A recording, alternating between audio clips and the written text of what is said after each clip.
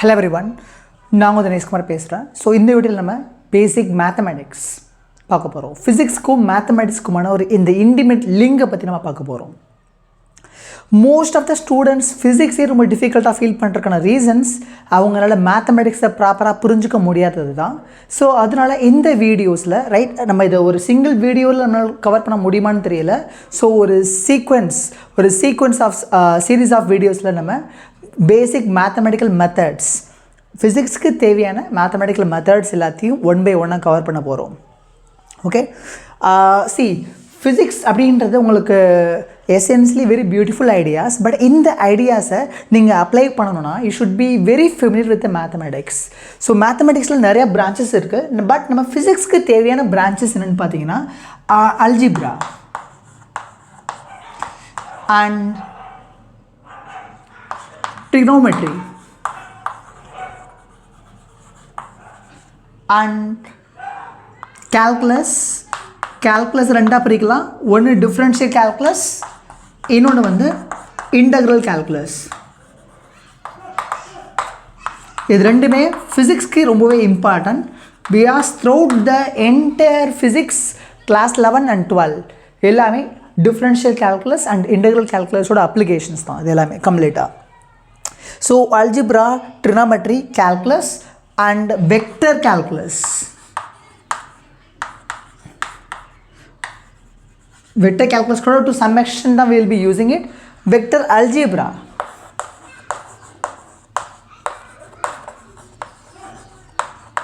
So இந்த எல்லா mathematical methodsமே நீங்கள் கம்ப்ளீட்டாக தரவாக இருக்கீங்கன்னா தான் உங்களால் ஃபிசிக்ஸில் அந்த ஐடியாஸை கிளியராக புரிஞ்சுக்க முடியும்.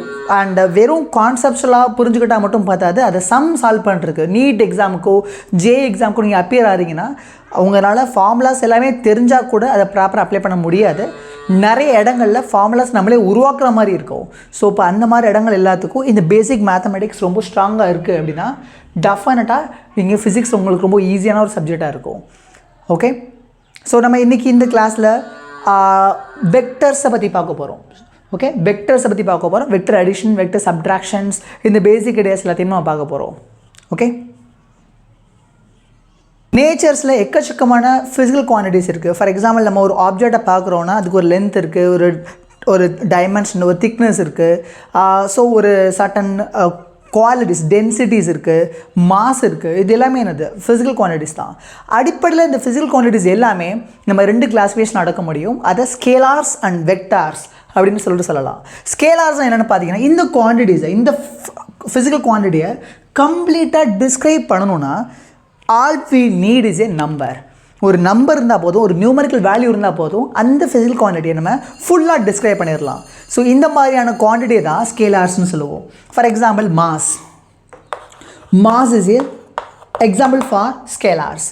தி ரீசன் இஸ், நான் இப்போ ஒரு பால் இல்லை ஒரு ஆப்பிள் வாங்குகிறேன், ஒரு ஆரஞ்சு வாங்குகிறேன் கடைக்கு போய்ட்டு அப்படின்னா 10 kg ஆர் 1 kg ஆரஞ்சு அப்படி தான் வாங்குவேன். அந்த 1 kg, அந்த 1 அப்படின்ற அந்த வேல்யூ இருக்கு இல்லையா, நியூமரிக்கல் வேல்யூ, அதுலேயே மாஸை பற்றி எல்லா ப்ராப்பர்ட்டியும் அடங்கிருச்சு.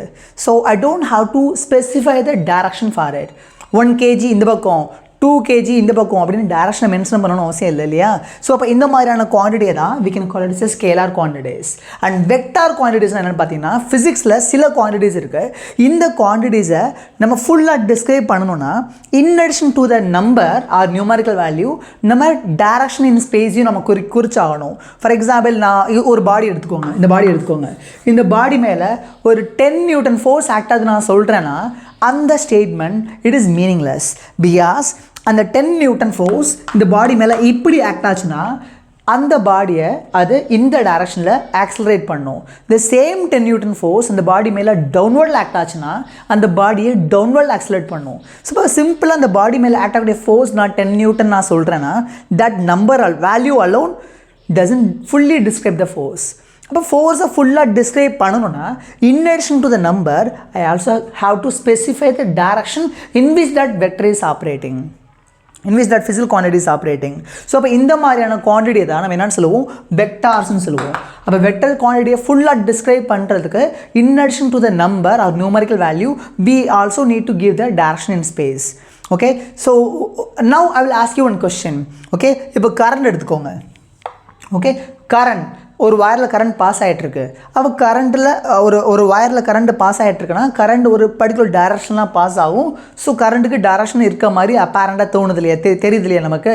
ஸோ ஆல்சோ கரண்ட்டுக்கு ஒரு வேல்யூ இருக்குது. ஒரு 10 ஆம்பியர் பாஸ் ஆகுது, 5 ஆம்பியர் பாஸ் ஆகுதுன்னு சொல்லிட்டு நம்ம சொல்லலாம். அப்போ கரண்ட்டுக்கு டைரக்ஷனும் இருக்குது அண்ட் வேல்யூ இருக்குது. அப்போ கரண்ட் அப்படின்றது ஒரு வெக்டர் குவான்டிட்டியா அப்படின்னு பார்த்தா இட்ஸ் நாட். ஓகே. ஸோ அப்போ வெக்டர் அப்போ கரண்ட்டுக்கு டைரக்ஷனும் இருக்குது அண்ட் வேல்யூ இருக்குது. அப்போ கரண்ட் ஏன் வெக்டர் இல்லை அப்படின்னு வந்து பார்த்தீங்கன்னா, பிகாஸ் உங்களுக்கு எல்லா physical quantity direction and value இருக்கக்கூடிய எல்லா குவான்டிட்டிஸுமே வெக்டராக குவாலிஃபை ஆகாது. வெக்டராக குவாலிஃபை ஆகணும்னா it need to obey the triangle of vector addition. So அந்த ட்ரையாங்கிள் ஆஃப் வெக்டர் அடிஷனை இந்த ஃபிசிக்கல் குவான்டிட்டிஸ்லாம் ஒபே பண்ணுதோ அந்த குவான்டிட்டி தான் we can call it as a vector. So triangle of vector addition என்னன்றதை நம்ம பார்க்கலாம். இப்போ மோர் எலாபரேட்டாக ஜஸ்ட் see that இது வந்து ஒரு டியூப் எடுத்துக்கோங்க. இது வந்து ஒரு டியூப். இந்த டியூப்குள்ளே ஒரு பால் மூவ் ஆகிட்டுருக்கு. ஓகே. இந்த பால் வந்து டியூப்குள்ளே ஒரு 3 மீட்டர் பை செகண்ட் வெலாசிட்டியில் போயிட்டுருக்குன்னு வச்சுக்கோங்க. வேராஸ் இந்த ஹோல் டியூபே ஓகே அதோட லென்த்துக்கு பர்பெண்டிகுலர் டைரக்ஷனில் ஒரு 4 மீட்டர் பை செகண்ட் ஸ்பீடில் மூவ் ஆகுதுன்னு வச்சுக்கோங்க. இந்த மாதிரி. ஓகே. ஸோ அப்போ வெளியிருந்து பார்க்கக்கூடிய ஒரு அப்சர்வருக்கு இந்த பால் என்ன ஸ்பீடில் மூவ் ஆகிட்டு இருக்க மாதிரி தெரியும் அப்படின்னு பாருங்களேன். ஓகே சார், பைப்புக்குள்ளே பால் வந்து ஒரு 3 மீட்டர் பை செகண்ட் ஸ்பீடில் இப்படி மூவ் ஆகிட்டு இருக்கு. whereas the pipe itself is moving in upward sense with the velocity of 4 meter by second. அப்போ வெளியிருந்து பார்க்கக்கூடிய ஒரு அப்சர்வருக்கு எனக்கு இந்த பால் ரிசல்டண்ட்டாக என்ன வெலாசிட்டியில் மூவ் ஆகிட்டு இருக்க மாதிரி தெரியும் அப்படின்றத கெட் பண்ண ட்ரை பண்ணலாம். ஸோ இது எப்படி கெட் பண்ணலான்னு பாருங்கள். Listen carefully. So in 1 second of time interval okay ball பைப்புக்குள்ளே எவ்வளோ தூரம் மூவ் ஆகிருக்கும்? 3 மீட்டர் மூவ் ஆகிருக்கும். Is it right? whereas the same 1 secondல பைப் இட் செல்ஃப் எவ்வளோ தூரம் மூவ் ஆகிருக்குன்னு பார்த்தீங்கன்னா 4 மீட்டர் மூவ் ஆகிருக்கும் இந்த டைரக்ஷனில். ஸோ அப்போ பைப்புக்குள்ளே பால் 3 மீட்டர் மூவ் ஆகிருக்கு. whereas the pipe itself 4 metre move ஆகிருக்கு. அப்போ ரிசல்டண்ட்டாக பால் எங்கே இருக்குன்னு பார்த்தீங்கன்னா இங்கே தான் இருக்கும். Is it right? ஸோ அப்போ இன்னும் 1 second of time interval பால் எவ்வளோ தூரம் மூவ் ஆகிருக்குன்றதை கெட் பண்ணுறதுக்கு நீங்கள் இங்கே ஒரு ட்ரையாங்கிள் வரைஞ்சிங்க. இந்த சைட்லேருந்து 3 மீட்டர், இந்த சைட்லேருந்து 4 மீட்டர் வரைஞ்சிங்கன்னா ரைட் நோ பால் இங்கே தான் இருக்குது. அப்போ பாலோட the same 1 second of time intervalல வெளியிருந்து பார்க்கக்கூடிய ஒரு அப்சர்வருக்கு பால் எவ்வளோ தூரம் மூவ் ஆகிருக்க மாதிரி தெரியும்னு பார்த்தீங்கன்னா, so you know the Pythagoras theorem right? It's 3 metre, it's 4 metre. அப்போ இது என்ன வரும்? It's 5 metre. ஸோ அப்போ அந்த ball the same 1 second of time interval 5 metre move ஆகிருக்கும். இதில் நீங்கள் என்ன புரிஞ்சுக்க முடியுது அப்படின்னு வந்து பார்த்தீங்கன்னா, இந்த 3 மீட்டரையோ 4 மீட்டரையோ டேரெக்டாக ஆட் பண்ணுறது மூலமாக நமக்கு 5 கிடைக்காது. ஸோ அப்போ there is some specific rule. அந்த ரூல் படி தான் we have to add the vectors. நீங்கள் ஸ்கேலார்ஸை ஜஸ்ட் நம்பர்ஸ் ஆட் பண்ணுற மாதிரி, நம்பர்ஸை சப்டாக்ட் பண்ணுற மாதிரி உங்களால் ஆட் பண்ண முடியும், சப்டாக்ட் பண்ண முடியும். பட் whereas வெக்டர்ஸை பொறுத்தவரை you cannot add the vectors or subtract the vectors just like how you add the numbers. இப்போ வெக்டார்ஸ்க்கு ஒரு ஸ்பெசிஃபிக்கான rules to add them, to subtract them. அந்த ரூல்ஸ் என்ன அப்படின்றத மோர் டீட்டெயில் நம்ம பார்க்கலாம் இப்போ. ஓகே. அண்ட் பிஃபோர் தட் ஒரு வெக்டர் அப்படின்னா என்ன அப்படின்றத நம்ம இன்னமும் மோர் எலாபரேட்டாக ரொம்ப கிளியராக நம்ம புரிஞ்சுக்க ட்ரை பண்ணலாம். Okay. So we have the crossroad like this. And இங்கே ஒரு அப்சர்வர் இருக்கார். அண்ட் இந்த அப்சர்வர்கிட்ட ஒருத்தர் வந்து வழி கேட்குறாருன்னு வச்சுக்கோங்க. ஸோ இங்கே ஒரு பில்டிங் இருக்குது. நான் இந்த பில்டிங்கு போகணுன்னு சொல்லி ஒரு வழி கேட்குறாரு. ஸோ லெட்ஸ் சே இதுதான் ஈஸ்ட் டைரக்ஷன் வச்சுக்கலாம். It's east direction. So automatically will become what? North. It's south. It's west. Okay. So அப்போ இந்த அப்சர்வர்கிட்ட அந்த பில்டிங்க்கு போகணுன்னு சொல்லிட்டு ஒருத்தர் வழி கேட்குறாருன்னு வச்சுக்கோங்களேன். ஸோ அவர் எப்படி கைட் பண்ணுவார் அப்படின்றத நீங்கள் புரிஞ்சுக்கிட்டிங்கன்னா ஆட்டோமேட்டிக்காக வெக்டர்ஸும் உங்களுக்கு புரிஞ்சிடும்.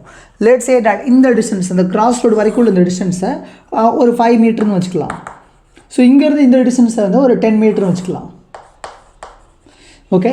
ஸோ அப்போ இந்த அப்சர்வர் ஓகே அந்த வழி தேடி வந்தவர்கிட்ட எப்படி கைட் பண்ணுவார் அப்படின்னு வந்து பார்த்தீங்கன்னா, அலாங் த ஈஸ்ட் டைரக்ஷன் ஒரு 5 மீட்டர் தூரம் போங்க. ஆஃப்டர் தட் ஒரு 10 மீட்டர் தூரம் நார்த் டைரக்ஷனில் போங்க. So you will be reaching that place அப்படின்ற மாதிரி கைட் பண்ணுவார் இல்லையா? ஸோ இந்த மாதிரி எழுதக்கூடிய ஒரு ஃபார்மை தான் நம்ம வெக்டோரியல் ஃபார்ம்னு சொல்லுவோம். ஸோ நம்ம இந்த ஈஸ்ட்டு நார்த்து அப்படின்ற இந்த டைரக்ஷனுக்கு பதிலாக we are going to define a unit vectors here. So அப்போ அலாங் த ஈஸ்ட் டைரக்ஷன், இந்த ஈஸ்ட் டைரக்ஷனை குறிக்கிற மாதிரி நான் ஒரு யூனிட் வெக்டர் டிஃபைன் பண்ண போகிறேன். So I'm going to call that as a I cap. ஈஸ்ட்ன்றது என்னவோ அது மாதிரி தான் ஐன்றதும் அது மாதிரி ஞாபகம் வச்சுக்கோங்க. ஐ கேப்ன்றது அந்த டைரக்ஷனை குறிக்குது.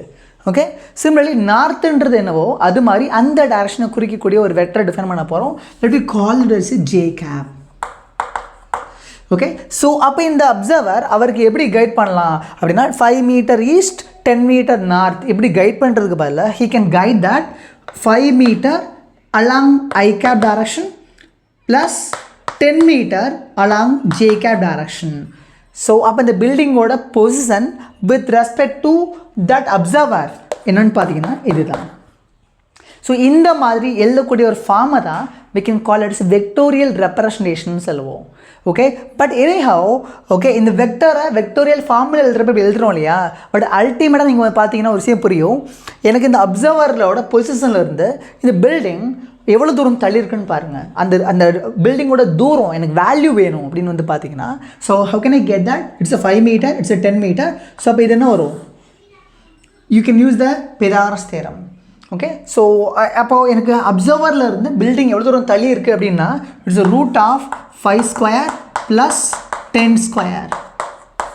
ஸோ அப்போ எனக்கு வெக்டோரியல் ஃபார்மில் எழுதுறோன்னா இந்த மாதிரி ரெப்ரசன்ட் பண்ணிக்கலாம். பட் வெக்டரோட வேல்யூ வேணும்னு வச்சுக்கோங்களேன், I can use this formula root of 5 square plus 10 square.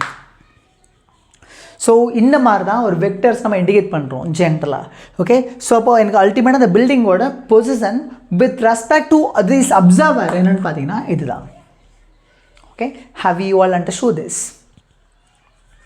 Okay.